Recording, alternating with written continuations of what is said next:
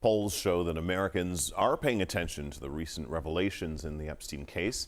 CNN chief data analyst Harry Enten now with what the numbers tell us about how the public and the president's base feel about the story that won't seem to go away. Interest in the Epstein files and the Epstein case is sky high, and the American public does not trust what the government is selling them. What are we talking about here? Is the government hiding Epstein's alleged client list? Get this, 69% of Americans agree that the federal government is, in fact, hiding Epstein's alleged client list versus just 6% who say that they are not. And get this, a majority of Republicans and Democrats do, in fact, agree on this issue that the government is hiding Epstein's alleged client list. You can never get a majority of Republicans and Democrats to agree on anything, but they do agree on this particular issue. And perhaps not so surprisingly, you get a plurality of Democrats and Republicans agreeing that they are dissatisfied with the amount of information that the government has released so far. What are we talking about this? Well, we're talking about, if we look at Republicans and independents who lean Republican, 43% are dissatisfied with the amount of information released so far, compared to, get this, just 4% of Republicans who are in fact satisfied with the amount of information released so far by the federal government when it comes to the Epstein case. And we look over here on this side of the screen among Democrats, get this, 60% of Democrats and independent leaning Democrats are in fact dissatisfied with the amount of information released so far. And get this, just 3% of Democrats are in fact satisfied so far with the amount of information released. Now you see this, you see that the plurality of Republicans are dissatisfied. So how is it impacting President Trump's overall approval rating? Republicans who approve of the job that Donald Trump is doing, get this, in our CNN SSRS poll, it was 86% prior to this whole Epstein saga. Now it's 88%. In fact, the percentage of Republicans who approve of the job that Donald Trump is doing has actually, if anything, climbed a little bit according to our CNN polling. How about Quinnipiac? 87% before this whole Epstein saga started approved of the job that Donald Trump was doing among Republicans. Now it's 90%. So we see agreement between the CNN polling and the Quinnipiac polling. Yes, Republicans are not thrilled with how the government is responding to the Epstein case, but so far they are in fact not taking it out on Donald Trump, at least when it comes to his overall approval rating. Now you might be asking yourself, why? Well, I think this nugget gives it all away.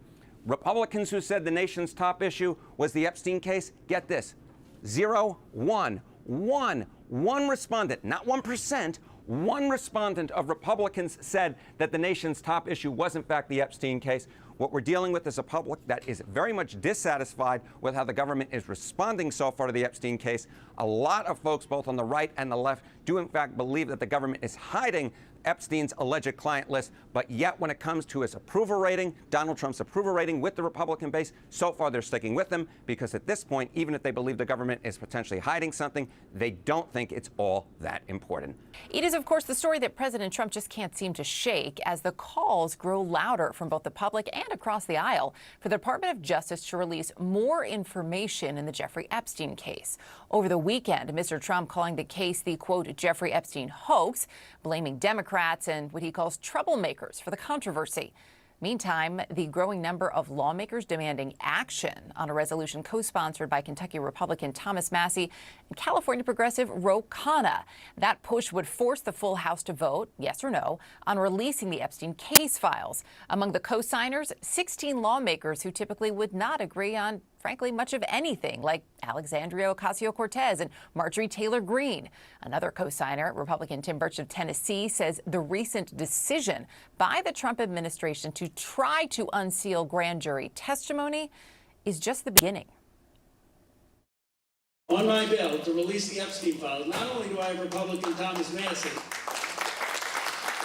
I got Marjorie Taylor Greene, I got Lauren Boebert, I got Tim Buchheit. I applaud the president for wanting to release those files. I think it's a good start. I caution America, though, if we need to have some sort of way to filter out the innocents in these things. Democrats really leaning into this moment as a way to needle the president after 6 months of a presidency which has largely dismantled any opposition attempting to stand in Trump's way.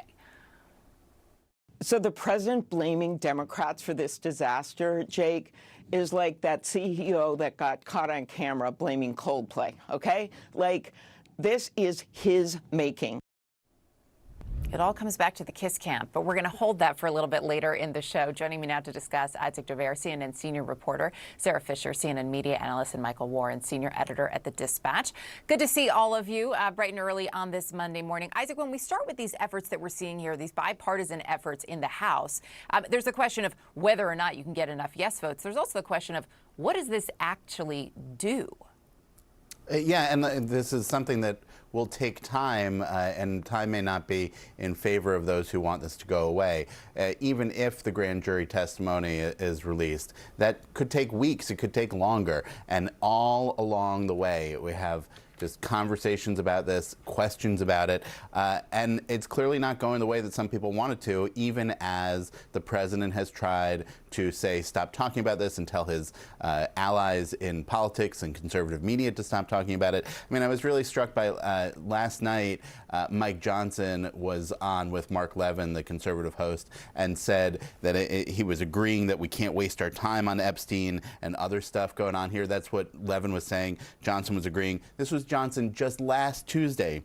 He said it's a very delicate subject, but we should put everything out there and let the people decide it. That's the pickle that people who have really engaged in this conspiracy for years find themselves in here. They've talked it up. They've said that there's more stuff, and now that the president is there, going in saying that he was going to get all this stuff released, and J.D. Vance and Kash Patel and all the rest, they have to figure out how they're going to say that there is not more stuff to release.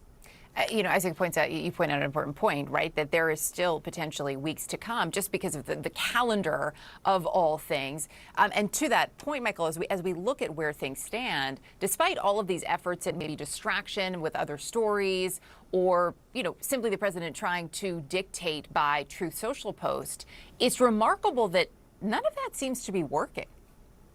It is that you would think all of the things that that Donald Trump's supporters have been maybe at odds with or in contradiction or some sort of cognitive dissonance with Donald Trump, he's been able to overcome that. This is different, I think, in some ways, partly because Donald Trump is, at this point, a lame duck president. There's no other election for him to run in. And I think a lot of people are thinking about what happens after he's gone. It's also something that's really become sort of a core tenet, almost a quasi-religious belief among a certain portion, a very vocal portion of his base. And that's not so easy to wave away. Look, I think there are a lot of people taking advantage, say on the Democratic side, of that cognitive dissonance and trying to sort of poke fun at this. But we're also getting in kind of a dangerous territory here where the conspiracy theories begin to, you start making fun, you start sort of poking and saying, hey, look at this contradiction. And then you start sort of feeding into those same conspiracy theories that there's something here. The basic facts of the case are already out there. I have some questions about specifically about Jeffrey Epstein's 2008 plea deal with the Department of Justice. That's something that would be interesting, but the sort of more titillating aspects of this, we know what the story is. We know what he did. We know what Ghislaine Maxwell did. She's in jail right now because of it. There's not much more there, but these politicians can't help themselves in playing into it. And I think it's a real problem on both sides of the aisle here. Sarah, somewhat to that point, it is really something how this is gaining steam on a much broader or with a much broader audience, right, than where it initially began. In fact, my colleague Brian Selter pointing out that a search of Epstein's name on YouTube filtered only to show videos uploaded in the last week found more than 40 with more than 1 million views each, a number of them featuring late-night TV hosts roasting Trump. But the fact that this has found such a broader audience and has some staying power also speaks to the narrative in many ways. Absolutely. So when you take a look at the issue that's at the core of the Epstein case, there's actually two. One is child exploitation, which has always been such an issue on the right and amongst Trump's base. And then the other is deep state cover-up, right? Kash Patel, Dan Bongino, ahead of entering the FBI, a big rallying cry was the deep state, the government is trying to cover this up. And so this was a core case for the MAGA right. And how this has evolved is Democrats are now seizing on this issue because, to Michael's point, when there's a lack of information or it looks like there's information being covered up, that's the best way for conspiracies to fester. And Democrats are seizing on that opportunity, seizing on some of these conspiracies to try to put pressure on the president. This has now then created a situation where this topic, this story, is hot on both sides of the political aisle. Both sides have something to politically gain from it. And so that's why, in part, it's becoming so viral. I also think that this is one of those things where every time Donald Trump or an ally tries to, fan the flames and say there's nothing to see here, it motivates people to say, hey, wait a minute, I think there is something to see here. And so I don't think that this is going away from the news cycle anytime soon. And just to the point at the top about this lingering, Isaac was saying this, you have Congress coming back to vote if they were to do something, Ro Khanna and Massey, in September. We are still in July, Erica, so this is like 6 to 8 weeks where this is going to continue to build up until Congress, if they do, can take any action on it.